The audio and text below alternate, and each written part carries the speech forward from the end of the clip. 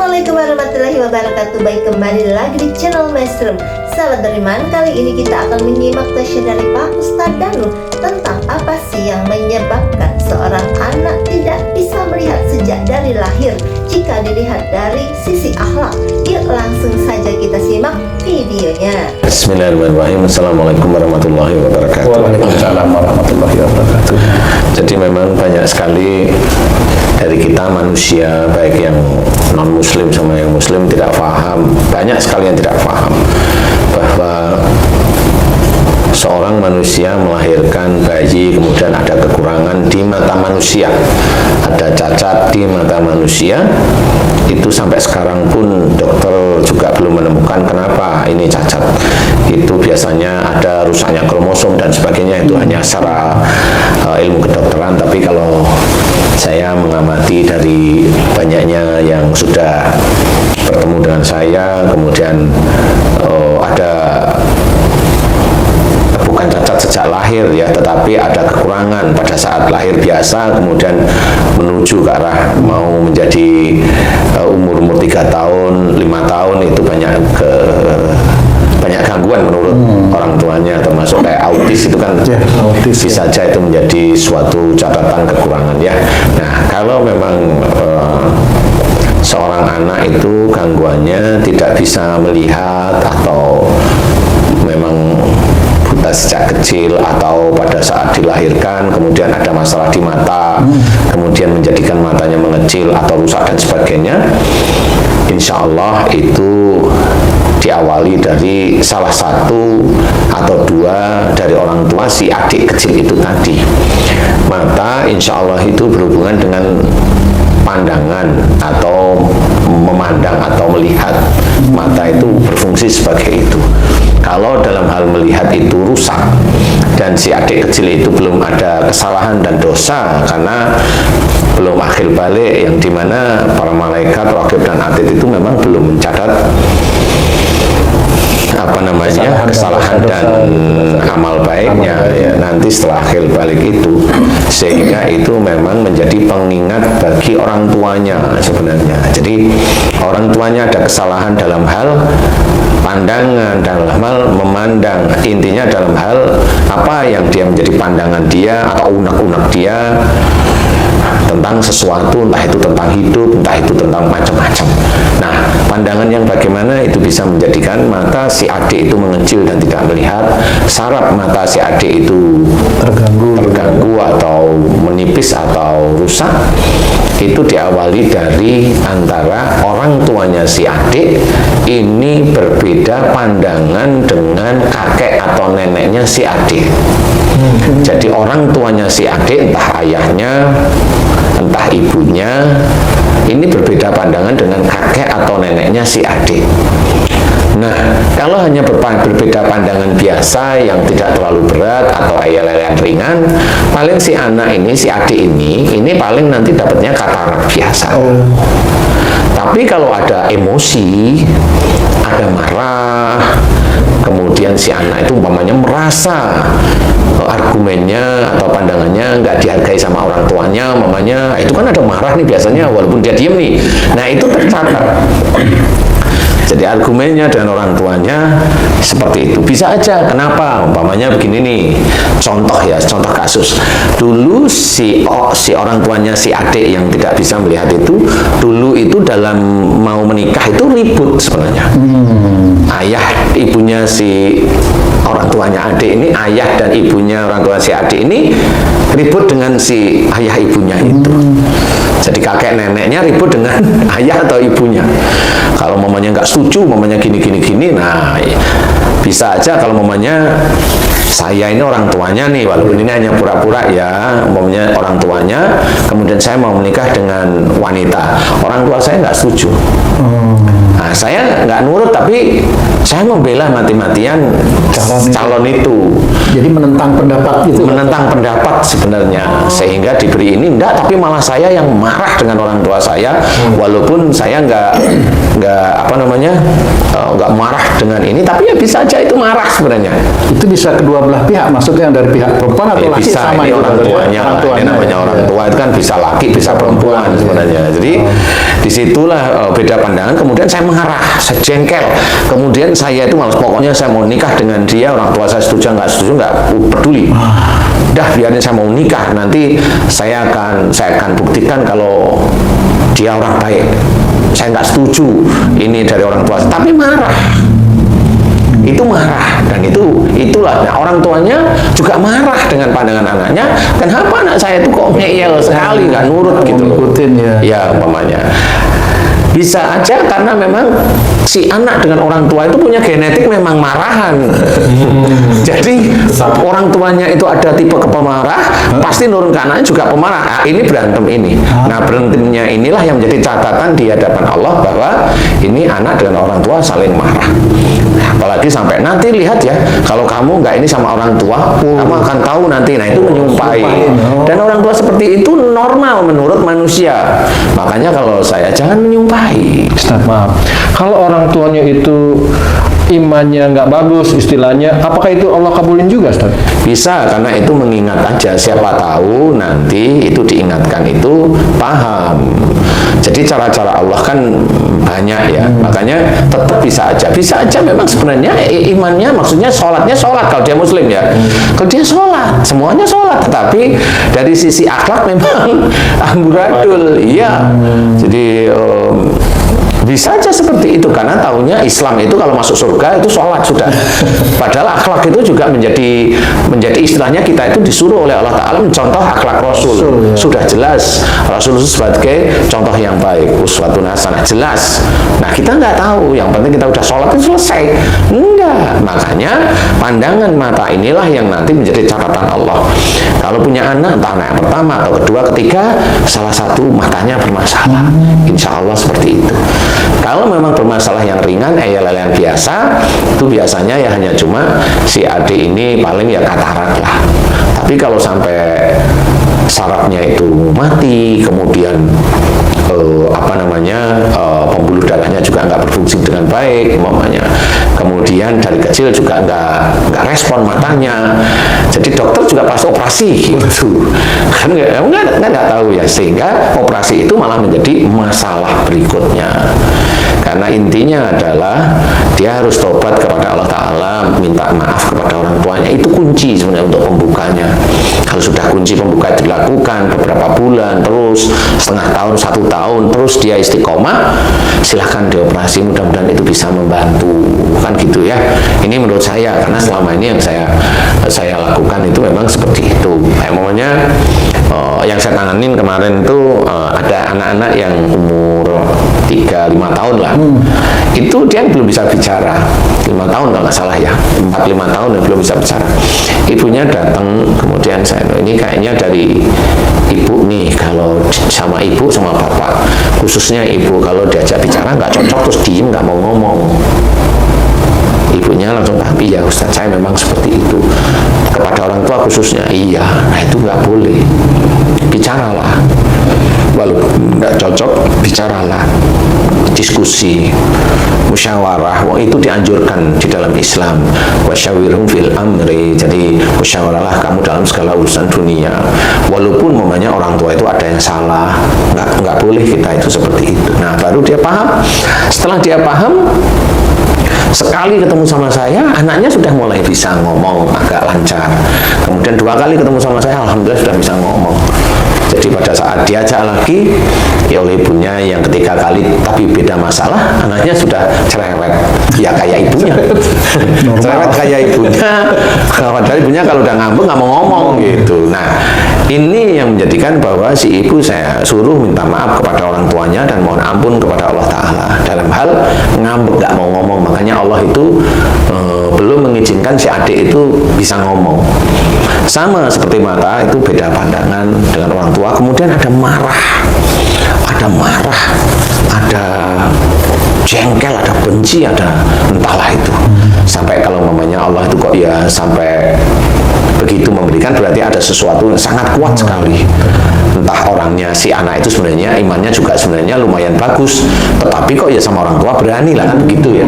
Biasanya itu dikasihnya lebih berat, biasanya seperti itu. Wallahu a'lam ya, karena memang itu gambaran-gambaran dari saya, kurang lebih seperti itu. Oke Ustaz, kalau anak minta maaf sama orang tua itu sepertinya mudah gitu Ustaz ya. Tapi yang menjadi kendala anak ini untuk susah minta maaf sama orang tua adalah orang tuanya ini merasa besar kepala kalau anaknya minta maaf gitu, seolah-olah apa ya, kamu makanya kalau dibilangin dengar gua segala macam. Nah, untuk menguatkan si anak ini minta maaf ke orang tua dan tidak terpengaruh omongan orang tua, itu apa itu Ustaz? Sebenarnya itu pengetahuan agama juga sih ya. Jadi kayak anak harus hormat dengan orang tua, itu harga mati lah istilahnya. Udah nggak usah dipakai, kan saya nggak salah, nggak perlu bilang seperti itu. Nah, itu sebenarnya kalau anak sudah paham, iya, kemudian ya bismillah aja kerjakan. Persoalan nanti orang tua itu mau, makanya kamu gini-gini, padahal orang tuanya sendiri juga salah. Iya, orang tuanya itu juga salah juga sebenarnya. Kenapa? Makanya anaknya itu mirip sama orang tuanya. Tapi ya karena orang tuanya itu umpamanya orang tuanya memang belum dapat hidayah, ya udah biarin aja. Biarin aja orang tuanya ngomong seperti itu. Karena apa? Itu urusan orang tuanya dengan Allah. Yang penting si anak itu minta maaf. Orang tuanya mau ngomong kayak merasa bener kayak, biarin aja. Biarin dia urusannya sama Allah. Karena pada saat anaknya minta maaf, harusnya orang tuanya itu paham bahwa anak saya berani loh. Kenapa saya nggak berani seperti itu? Seperti itu. Atau malah melakukan hal yang sebenarnya itu bisa menjadi masalah baru lagi di dalam keluarga. Kan seperti itu. Nah, inilah sebenarnya persoalan qu anfusakum wa ahlikum naro, itu ribet sebenarnya. Jagalah dirimu dan keluargamu dari api neraka, itu sangat ribet. Jadi entah itu orang tuanya atau anak itu memang dilarang mengeluarkan ego. Dilarang mengeluarkan ego. Kalau itu dikeluarkan egonya, ya itu nanti hasilnya. Hasilnya kalau si anaknya belum nikah, nanti kalau nikah ya ribet, nanti punya anak yang aneh-aneh aja nanti. Seperti itu. Nah, ini yang harus disikapi. Nah, bagi orang tua juga harus paham. Kalau orang tuanya itu sudah mengenal kita, mengenal kita nih, itu juga harus paham. Ngapain kamu tekan anakmu? Karena akhirnya benci terus-menerus, nggak bisa hilang sebenarnya. Kalau saya mikirnya seperti itu, karena bisa aja bang orang tuanya seperti itu. Dia nggak paham bahwa dia itu sebagai pemimpin, sebagai imam. Apakah imam itu harus nekan terus? Kan enggak juga. Sebagai anak, lakukan. Nggak ada persoalan sebenarnya. Kemudian jangan, anak itu juga keminter juga sama. Anak keminter, tahu orang tuanya salah karena udah tahu agama, wah nasihatin orang tuanya sampai bikin malu orang tuanya. Lah kan repot juga begitu. Itu namanya keminter, nggak boleh juga seperti itu. Jadi standar aja namanya dengan orang tua, hormatlah. Orang tua salah, udahlah nggak apa-apa, diam, didengerin dulu, kecuali nanti bertanya. Kalau nggak tanya, diam aja. Orang tua seperti itu. Nah, kasus-kasus yang seperti ini biasanya untuk orang manusia, khususnya yang muslim, terlewatkan. Dianggap aja kalau dia itu sudah sholat, sudah bener aja, sudah bener aja semuanya, sudah biasanya nanti dia yang masuk surga. Enggak, untuk masuk surga itu sulit. Menjaga mulut, menjaga pandangan, menjaga telinga, menjaga perbuatan, menjaga otak, menjaga banyak yang harus dijaga, tetap istiqomah di dalam syariat Islam. Nah, kalau nanti si anak itu paham, ya mudah-mudahan. Tapi kalau mamanya keluar sudah nggak bisa lihat, ya saya nggak bisa apa-apa. Paling tidak bagi calon-calon pengantin, kan seperti itu ya, jangan sampai ini terjadi.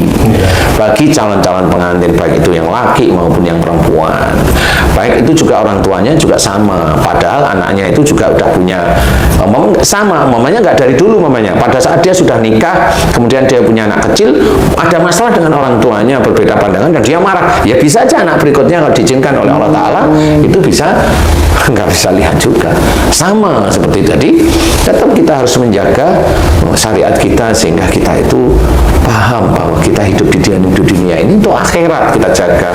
Beda pandangan ya nggak apa-apa, biarin aja beda pandangan. Selama kalau memang kita itu memang nggak salah, tetap ada di garis Allah, kan santai.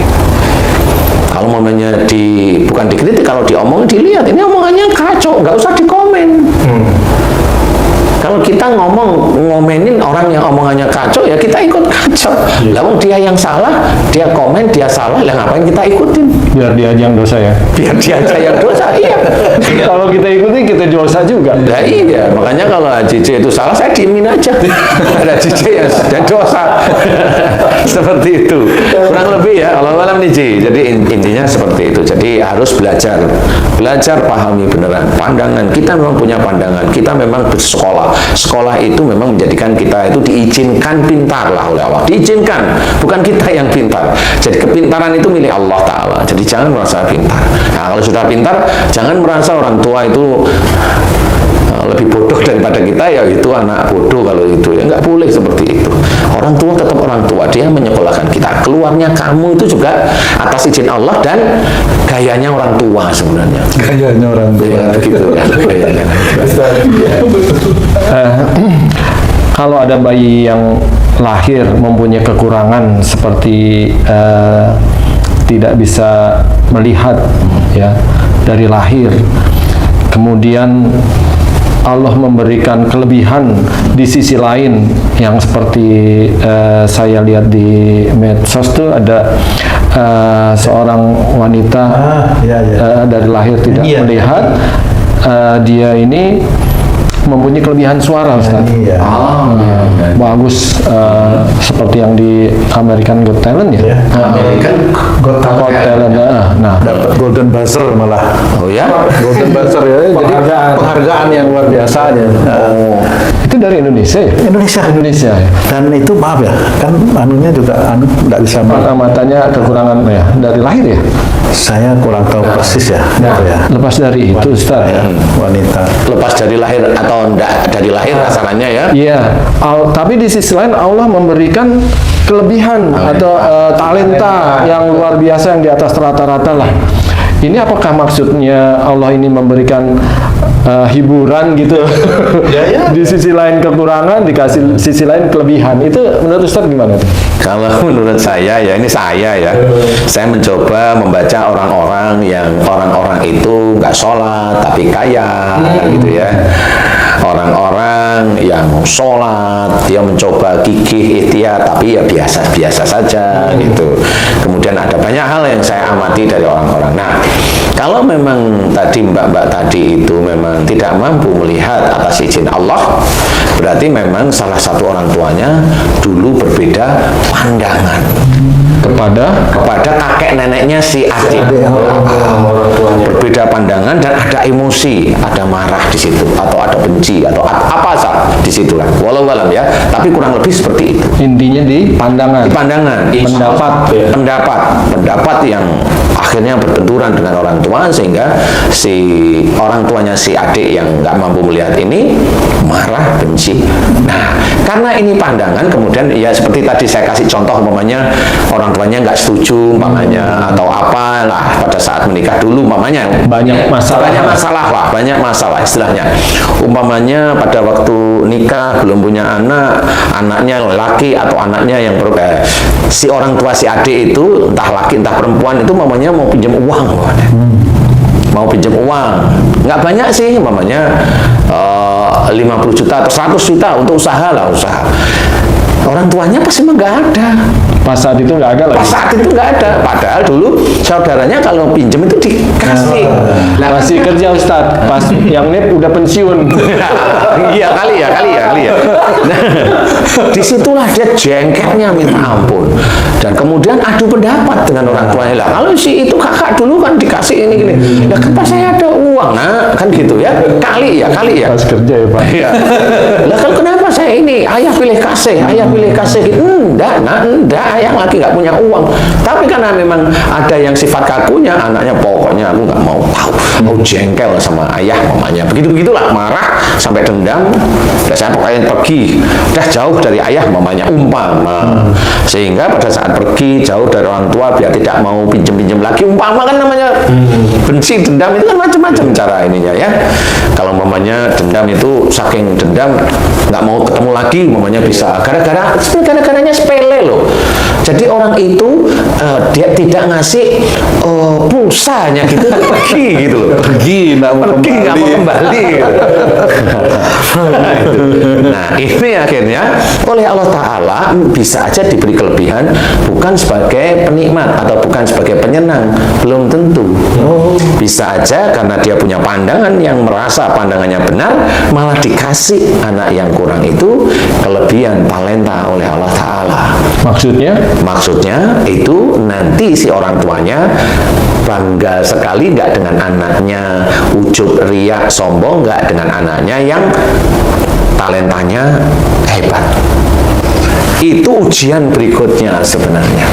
Jadi kita harus mewaspadai, makanya orang Islam itu kalau diberi kesempatan untuk mendapatkan izin dari Allah Ta'ala nikmat, tetap jangan lupa. Harus waspada ya? Harus waspada dan tetap bersyukur. Bukan bangga, bukan teriak-teriak, bukan. Ini kan seperti itu. Kelulusan, umpamanya, lulus, teriak-teriak, senang-senang, nah itu kebablasan. Ya. Begitu. Nah ini harusnya ya walau alam ya, tapi harusnya umpamanya kalau sudah dapat seperti itu harus dimengerti bahwa itu talenta tetap dari Allah Ta'ala. Jangan merasa dididik, jangan merasa ini, jangan merasa gigih, semuanya itu Allah Ta'ala. Kalau itu lupa, walaupun dia sholat, selesai.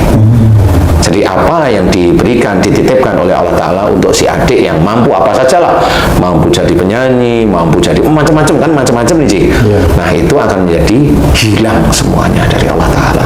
Di hadapan Allah Ta'ala bisa hilang karena ujub, riak, sombong, bangga dan sebagainya. Padahal semata-mata itu dari Allah Ta'ala. Dan nanti pasti ada cerita, nih aku nih, anakku sudah berhasil, mau sombong dengan orang tuanya. Anakku sudah berhasil tanpa bantuanmu. Anakku sudah berhasil, makanya ide-ideku, pandanganku dulu ditolak sama papa, ditolak sama mama. Nih saya berhasil. Orang pasti punya pikiran seperti itu. Rata-rata punya pikiran seperti itu. Ada yang dia tunduk, ada. Dia lebih tenang, lebih paham. Ini dari Allah Ta'ala. Ada sih, tapi itu sangat jarang. Ada, tetap ada, tapi sangat jarang. Nah ini hati-hati, karena di titik itu lemah, kemudian dosa lagi. Itulah yang harus kita ketahui. Walaupun sebenarnya nanti talentanya bagus, kemudian dia berhasil, kemudian dia bisa dari situ bisa meningkatkan taraf hidupnya, keluarga dan sebagainya. Orang tuanya pasti bangga. Nah bangga itulah mulai ujian berikutnya lagi. Ujian sejak dari bangga pertama kali. Harus hati-hati bahwa kita jaga semuanya ini dari Allah Ta'ala. Yang enak dari Allah, yang tidak enak dari perbuatan kita sendiri. Ma sobaka min hasanatin famin Allah, wa ma sobaka min sayyatin famin nafsik. Apa saja nikmat yang kita terima itu dari Allah, dan apa saja musibah yang kita terima dari perbuatan kita sudah sangat jelas. Jadi jangan merasa kalau anak saya ini berarti dari Allah. Wih, berarti Allah dolim, berarti begitu kan gitu ya? Enggak, saya selalu bilang Allah tidak akan dolim. Kalau dia berani ngomong begitu, saya agak keras sedikit. Enggak, Allah enggak dolim sama kamu. Kamu yang dolim terhadap dirimu sendiri. Seperti itu. Tapi kalau ingin introspeksi, ayo introspeksi. Mohon ampunlah kepada Allah, karena dosa-dosamu masih dicatat oleh Allah Ta'ala. Belum hilang. Jadi, insya Allah, bagaimanapun seorang anak terlahir tidak sempurna di mata manusia, itu adalah sempurna di mata Allah. Karena Allah tidak menciptakan anak yang tidak sempurna di mata manusia, kecuali orang tuanya itu bersalah, khususnya terhadap orang tuanya atau kakek neneknya si adik. Insya Allah seperti itu. Cek, kalau memang ketemu, mohon ampunlah kepada Allah Ta'ala. Mudah-mudahan Allah mengampuni, paling tidak itu besok ya kalau disiksa di neraka itu kalau bisa ya 1 hari di neraka aja lah. 1000 tahun di dunia kan saya bilang 1 hari di neraka, 1000 tahun di dunia. 1000 tahun di dunia berarti kalau harian ya 365 ribu hari gitu ya, sampai itu. Wallahu a'lam. Baik sahabat beriman, setelah kita menyimak tausiah dari Pak Ustadz Danu tersebut yang menyebabkan seorang anak tidak bisa melihat sejak dari lahir Jika dilihat dari sisi akhlak, itu disebabkan karena orang tua dari anak tersebut atau salah satu dari mereka berbeda pendapat dengan kakek nenek dari si anak tersebut, dan di situ ada marah, jengkel, emosi, benci, sesuatu yang sangat kuat sekali. Insya Allah, wallahu alam, solusi yang terbaik adalah memohon ampun kepada Allah Subhanahu wa Ta'ala, bertaubat kepadanya, dan meminta maaf kepada kedua orang tuanya. Lakukan secara terus-menerus dan jangan mengulanginya lagi. Nah, perlu kita ketahui bahwasannya seorang anak terlahir tidak sempurna. Itu adalah sempurna di mata Allah Subhanahu wa Ta'ala, karena sesuatu yang enak-enak, nikmat yang kita terima itu berasal dari Allah Subhanahu wa Ta'ala. Akan tetapi sesuatu yang tidak enak-enak seperti musibah itu dikarenakan perbuatan dan dosa kita sendiri. Karena sesungguhnya Allah tidak zalim terhadap hambanya, akan tetapi hambanya sendirilah yang zalim terhadap dirinya sendiri. Nah, marilah kita terus berusaha untuk tetap menghormati kedua orang tua kita dalam keadaan apapun, karena itu sudah harga mati dan tidak bisa ditawar lagi. Walaupun kedua orang tua kita salah, itu urusannya mereka dengan Allah Subhanahu wa Ta'ala. Kita harus tetap hormat kepada mereka. Baik sahabat beriman, semoga video ini bisa bermanfaat untuk kita semua.